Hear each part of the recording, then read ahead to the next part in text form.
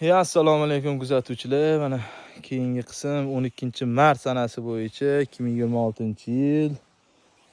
Biz bularni o'tgan safar etuvdik, qiluvdik. Biz bu yerga ximiya ishlatmaymiz, faqat yuvib biz bartaraf qilib yuborardik dedilar Yusuf akam. Bu yerda shu qizil o'rgimchak ekani o'tga ziyon keltirishni boshlab bo'lgan edi o'shanda. Bular avj olib juda ham katta talofat keltirib turibdi hozirgi kunda. Ko'rasizlar, orqasini chaqib tashlaganini, talaganini. Lekin trips yo'q a? Yo'q, trips. Lekin trips kuzatilmayapti, ko'rilmayapti. Trips mana gullari toza, changlanishlari hammasi yaxshi. Bu yerda muammo bo'lmadi, tug'dirilmadi. Faqatgina mana hozir o'rgimchak ekani bizga ziyon keltirib turgan joyi ekan.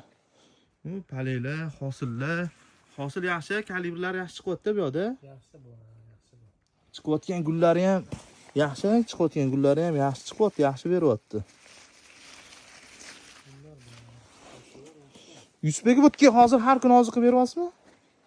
Hozir havo salqin bo'lgani uchun shu 2 kun berolmadik. To'xtatib turibsiz-da. Havo yaxshi bo'lgan payt beryapmiz.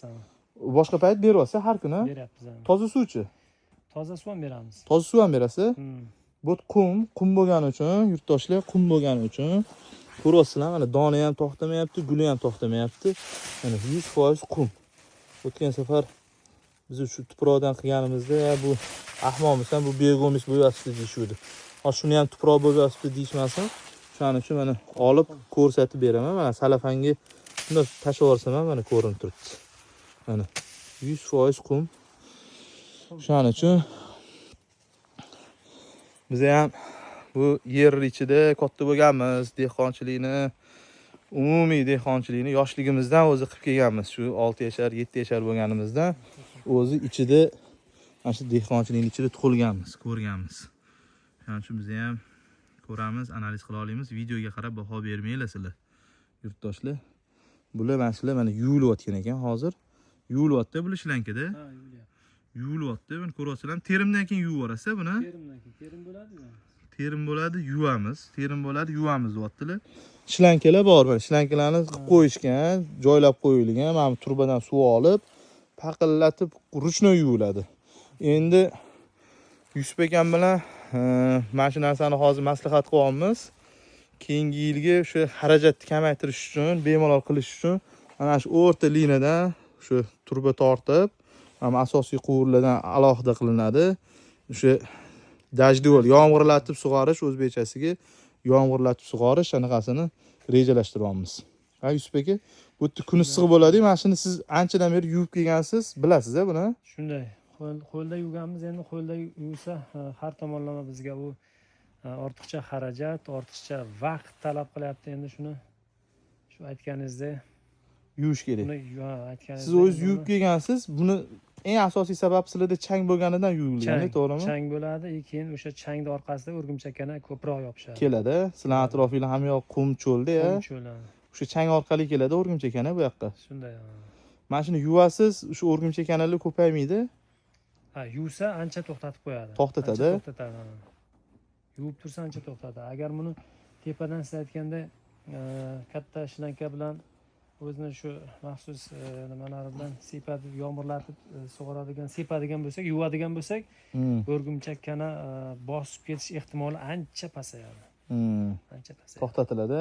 Bular hozir shu biologiya tarafdorilar mana shu terim bo'lib turgan paytida terim jarayoni, zahar bermaylik. Shu terim sababi har 2 kun 3 kunda terilarida yurtdoshlar. Biz nima qila olmayapmiz, ulgurmayapmiz shu ishlarni qilishga. O'sha yo'llari bilan endi tabiiy yo'llari bilan biz harakat qildik, yana boshqacha yo'llarini qildik biz. Endi majbur bitta ximiya qo'llab oladigan bo'lib turibmiz. Endi sababi shuncha don, shuncha hosilni biz qoldirib, tashab keta olmaydigan bo'lib turibmiz. Ko'ryapsizlarmi? Bu hosillarni. Endi bu yerda kelayotgan gullari ham hali vaqt 12-mart deyarli bahori endi ilk kunlari. Bahori 2-oyidan o'zi qulupnay pishadi, 3-oyda massiviy bo'ladi hamma yoqda. Shuning uchun biz endi o'sha narsani maslahatlashib, hozir ancha gaplashdik. Ko'ryapsizlar, mana termizlarni yig'ishtiryapmiz dedilar-yu. Termizlarni mana shu yerdan termizlaydi, bilasizlarmi? Shularni yig'ilyapti, mana bular tushirilib, hammasi keyingi sezonga endi olib qo'yiladi, bosib qo'yiladi. Endi u yog'iga keyin tepalariga loyla sepiladi, kun isib ketgan sari, bu yog'iga o'sha dajdi bo'lganda, yomg'irlar sug'orish bo'lganda juda ham zo'r bo'lardi. Endi o'zingizlar ko'ringlar, baho beringlar qulupnayga. Yurtdoshlar bu yerda chiqib kelayotgan gullariga, terilayotgan hosillari. Qachon terildi bu? 1-2 kun bo'ldimi terilganiga? Bu kecha yarmi chalasi terildi, kechadan oldin terildi. Ertaga xudo xolasa yana terim qilamiz. Ertaga yana terim bo'ladi bu yoqda. 2 kun terildi, 1 kunga tera olmayapti. Shu oxirgi shu kecha terganimizda 1 tonna 80 kilo terildi. Shu yerdan 1 tonna 80 kilo terdingiz a? Endi bu mana bunaqa bundoq ko'rib turgan paleda, boshqasida mana bunaqa ko'rinishida terish mumkin emas deyshadi-da. Yusuf aka hozir bo'lish mumkin emas deb ishonishmaydi-da. Endi siz mana bularni ko'rsatib, yonidan ko'rsatadigan bo'lsa, bu yerda hazilakam don yo'q. Mana buni qarang. Ich chiqib kelayotgan bu armani pushtaning ustlarini ko'rsiting. Endi bular mana teskari ekilib qolganda. Teskari bo'lib qolgan. Lekin mana bu yoqda, faqat u yoqda emas, mana bu yoq tomonlarda ham donlar bor, yurtdoshlar. Mana ko'ringlar.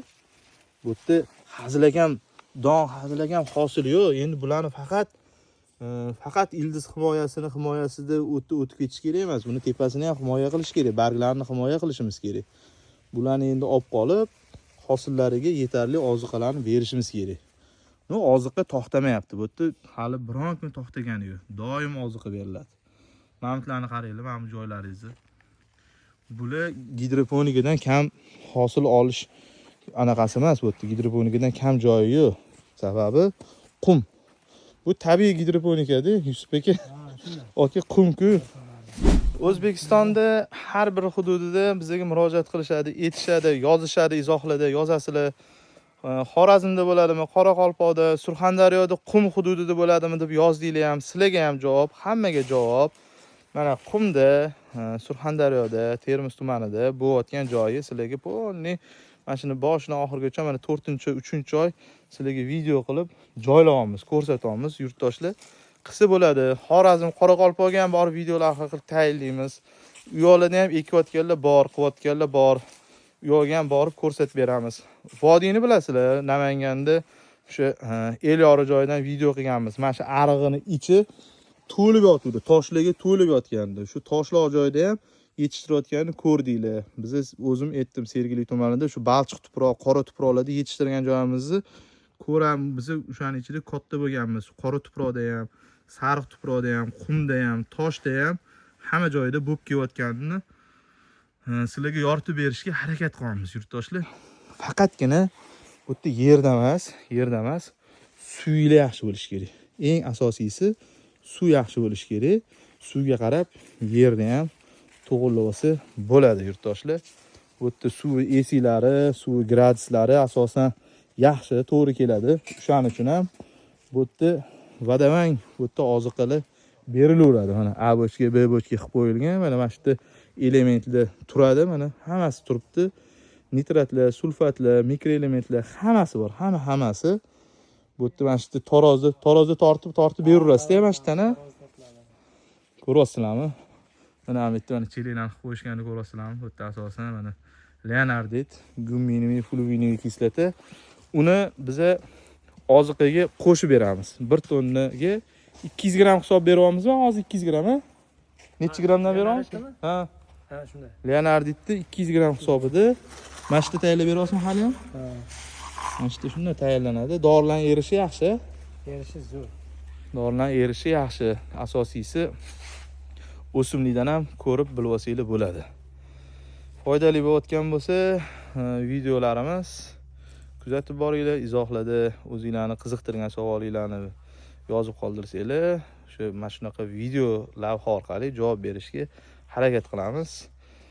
Like tugmasini bosish esdan chiqmasin. Sizlarga shu video yetib bordimi? Agar qolganlarga ham manfaatli videolar, mana shunaqa videolar yetib borish uchun sizlar like bosishinglar kerak, qolganlarga yetib borarmish. Keyin ko'pchilik mana ko'rish sonlari 5000, 10000, 20000 ko'rish sonlari, prosmotrlar bo'layotgan ekan. Lekin obunachilar shunga yarasha qo'shilmayotgan ekan. Shu obuna tugmasini bosib qo'ysanglar, yoqtirish tugmasini bossanglar, qanchalik shuncha ko'proq odamlarga mana shunaqa manfaatli, yaxshi videolar asosiysi foydali ma'lumotlar, foydali qulupnay bo'yicha bo'layotgan biz 15 yillik tajribamizni sizlarga yetkazib ko'rsatib boramiz yurtdoshlar. Shuning uchun kommentariya, like, obuna bo'lishni unutmanglar yurtdoshlar.